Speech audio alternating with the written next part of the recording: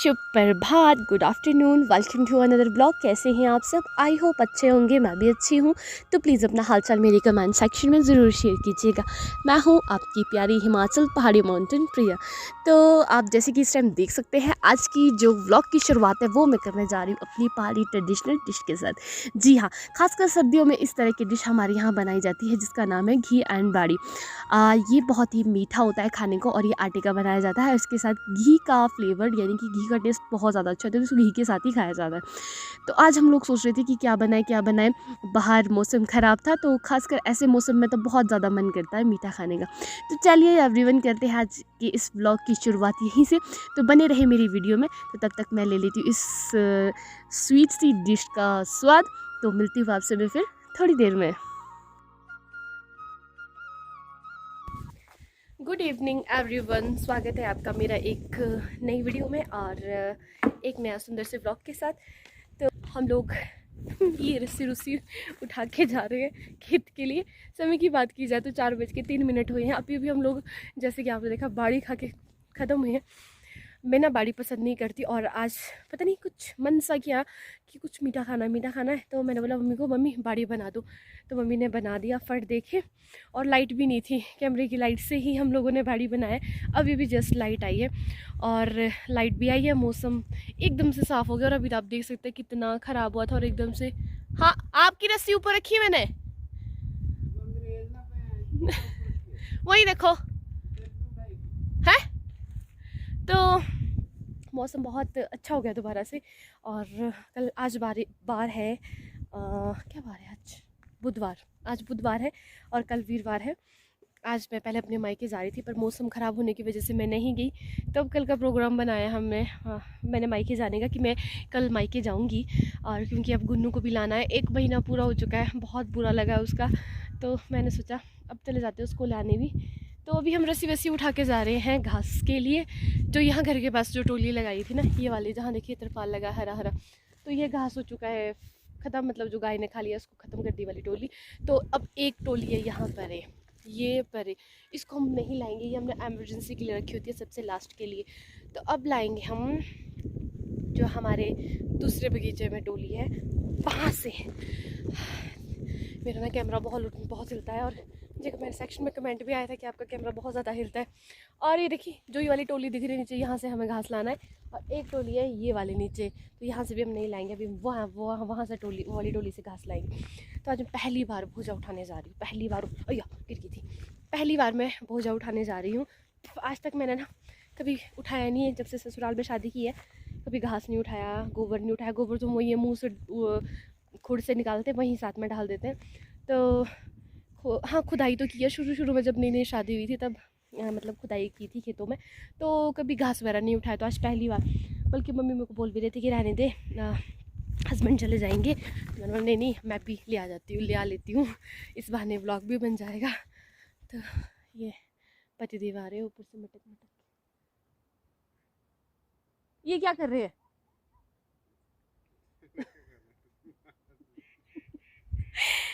मैंने क्या करना है। तो चलिए एवरीवन, ले आ देते हैं पहले टोली से घास।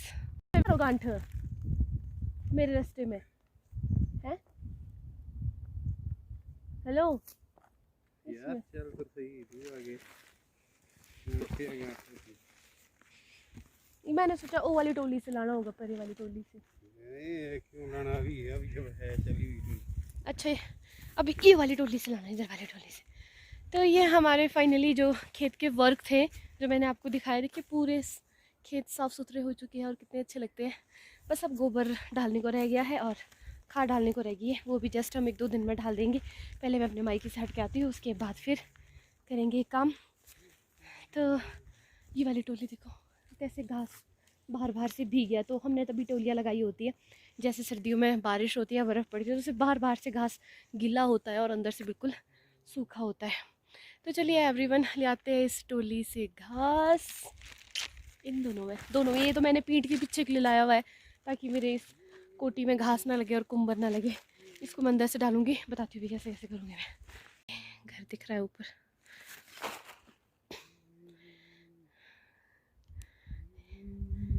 और ये हमारे न्यू प्लांटेशन वाले बगीचे, जिसमें हमने न्यू न्यू वैराइटियाँ तैयार की है और छोटे छोटे पेड़ लगे हुए हैं यहाँ पे।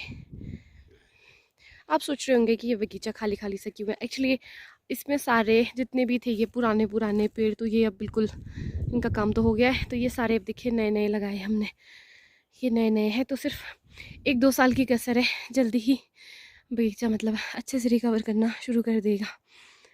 तो हस्बैंड तो चल बड़े ईमानदारी से अपना काम करने, मैं भी चली जाती हूँ। ये वाह तरीका बिछाने का। तो लीजिए यहाँ पर अपने अपने बोझे लगाने की हो रही है तैयारी। तो सच में आपको एक बात बताऊँ, मैं रियल में अब मुझे ना बोझा लगाना नहीं आता है। मैं घर के सारे काम कर सकती हूँ, बाग बीजे के मुझे सब काम करती हूँ। एक जो ये काम है बोझा लगाना, ये मुझे नहीं आता है, क्योंकि कभी ऐसा काम किया भी नहीं था। बस ससुराल में ही आके सब कुछ सीख रही हूँ। तो ये तो मैं फर्स्ट टाइम आज बोझा ले जा रही हूँ, अपना अपना बोझा।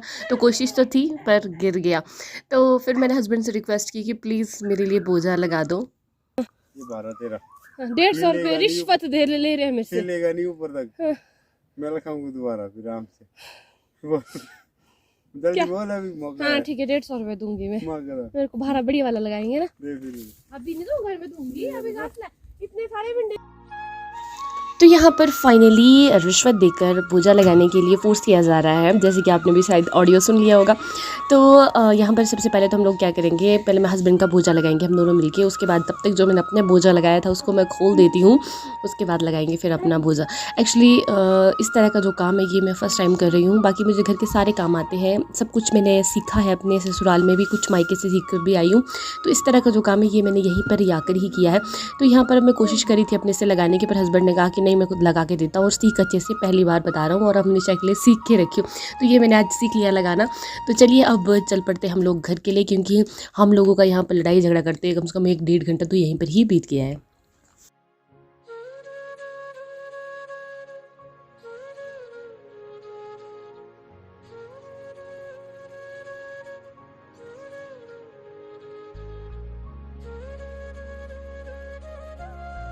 ये बाजा कहाँ बज रहा है?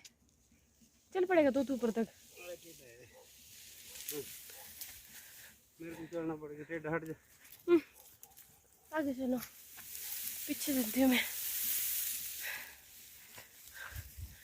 तो लीजिए हम लोग चल पड़े हैं खेत से। हस्बैंड का बोझा थोड़ा सा टेढ़ा लगा है और मेरा बिल्कुल बढ़िया लगा है इन्होंने, अच्छे परफेक्ट वाला। तो चलिए चलते चलते व्लॉग्स तो नहीं बनेंगे।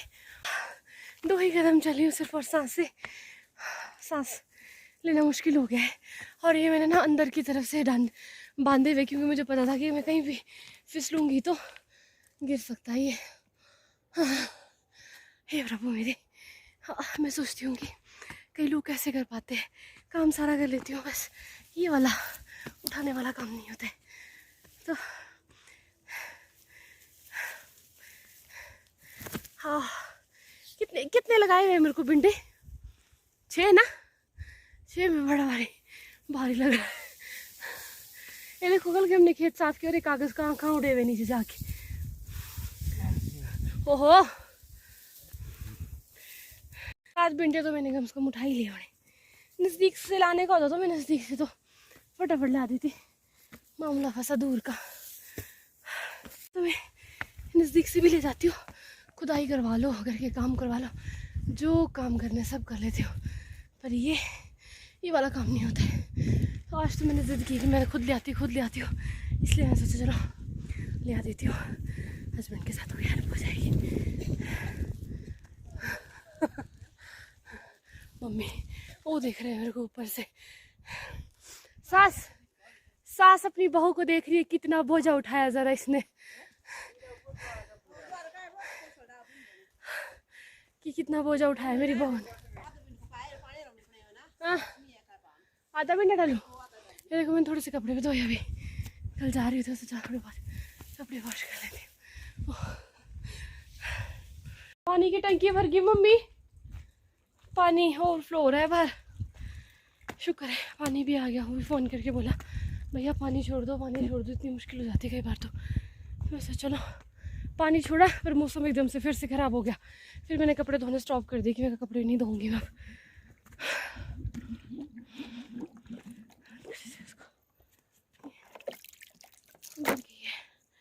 पानी की टंकी दूसरी पता नहीं भरी होगी कि नहीं भरी होगी। मेरी जो धड़कन है ना हार्ट बीट वो थोड़ी तेज़ चलती है, तो इस वजह से मुझे डॉक्टर ने कहा है कि आपने इस तरह कोई काम नहीं करना है जिससे आपकी सांसें फूले। तो मैंने सोचा आज चले जाती हूँ। मन भी के अंदर रह के ना 2-3 दिन से परेशान हो गए। 2 दिन से मौसम ख़राब था तो बोर हो चुके थे, तभी जो मैंने बाड़ी बनाया था ना वो तो सारा हज़म हो गया। तो चलिए अब मैं थोड़ा सा ना मुँह धो लेती हूँ, क्योंकि जैसे घास मेरे मुंह में टच हुआ तो मेरे खारिश सी हो जाती है, बाल भी बिखरे हुए हैं। ये ड्रम बाबू को भी मैंने मंगाने की थी, ठीक है। वो ये तो होता है वो पुष्पांजलि। नहीं कैसे मंगाया है फ्लिपकार्ट से तो ना। लीजिए यहाँ पर जैसे कि आपने Shopee से? वीडियोस में देखा है कि हस्बैंड ने शॉपी से अपने लिए शूज़ मंगवाए थे ऐसे ही देखने के लिए कि ज़रा कैसा स्टॉक आता है। तो फाइनली यहाँ पर इन्होंने जो ओपनिंग है वो इसकी कर दी है और देखने से ही पता लग रहा है कि बहुत अच्छे हैं। तो हस्बैंड ना बिल्कुल खुश से हो गए, अच्छे आए हैं। ये इन्होंने मंगवाए थे यहाँ से 79 रुपीज़ के, यानी कि 709 रुपये के। इतने अच्छे शूज़ थे, बहुत ही अच्छा है। सिर्फ ओनली डेली वेयर्स के लिए, इनके घर के लिए। जैसे सुबह ये जॉगिंग मॉर्निंग वॉक के लिए जाते तो इनके जो शूज़ थे वो फट चुके थे, तो इन्हें दूसरे मंगवा दिए हल्के से।